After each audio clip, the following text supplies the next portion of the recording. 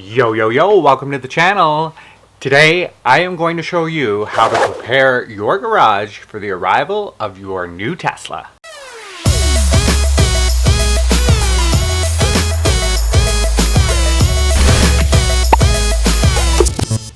So if you're new to the channel, my name is Travis and I love to film unboxing videos of cool new tech gear, mostly for filmmaking. When I'm editing with Adobe Premiere Elements 2019, if I learn something new, I'm definitely going to film a tutorial and throw it on the channel here.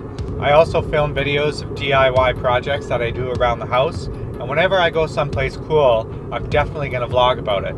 So if you haven't subscribed to the channel yet, make sure you head down below and hit that subscribe button. So you've got your Tesla or your electric car on order, and it's time to start prepping your garage for charging.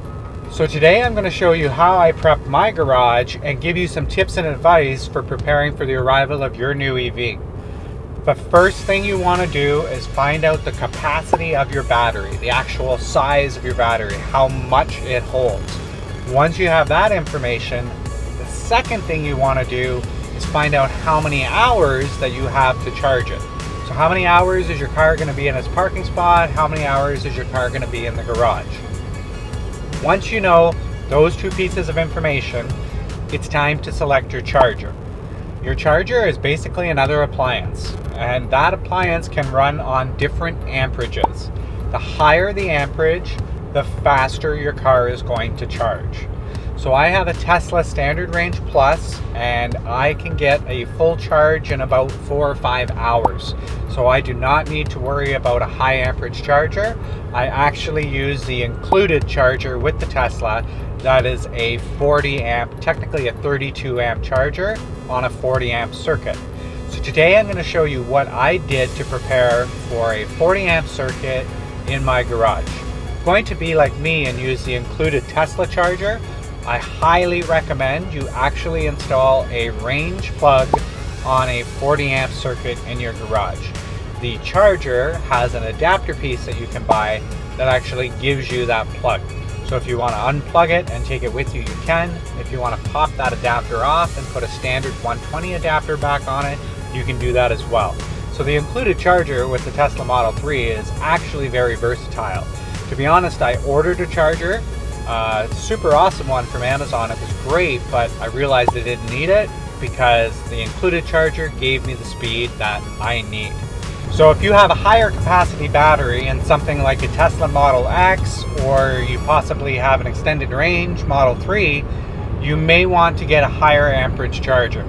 So I put some direct links in the description below where you guys can pick up one of those chargers, and basically the wiring's exactly the same as I'm doing it today. You're likely going to have a thicker gauge wire than I used. So for a 32 amp charger, Canadian code is that you need to use 8 gauge wire.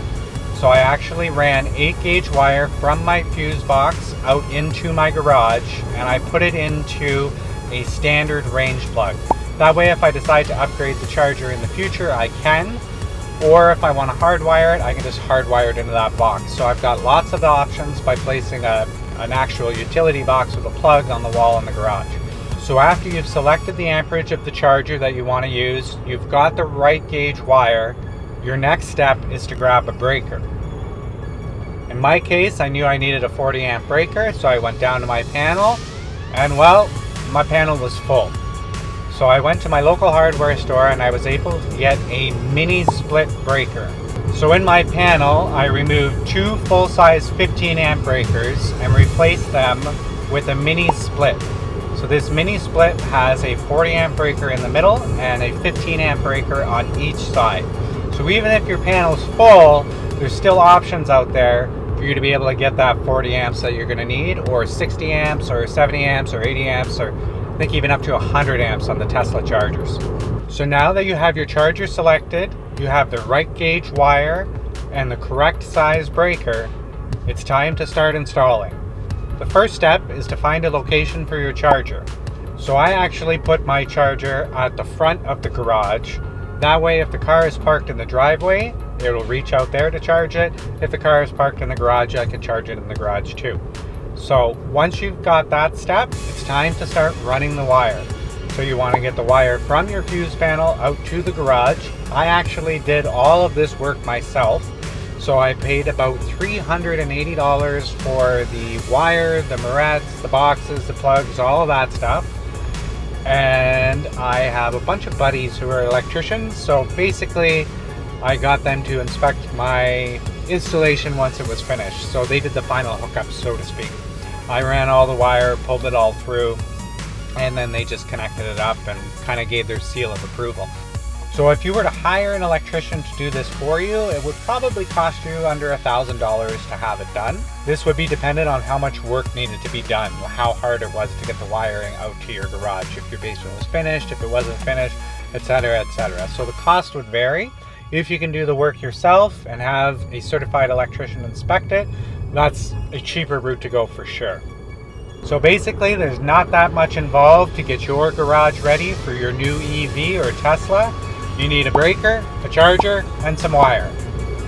So if you like this video, make sure you head down below, hit that like button. If you want to see more videos like this one, smash that subscribe button. And until next time, take it easy out there.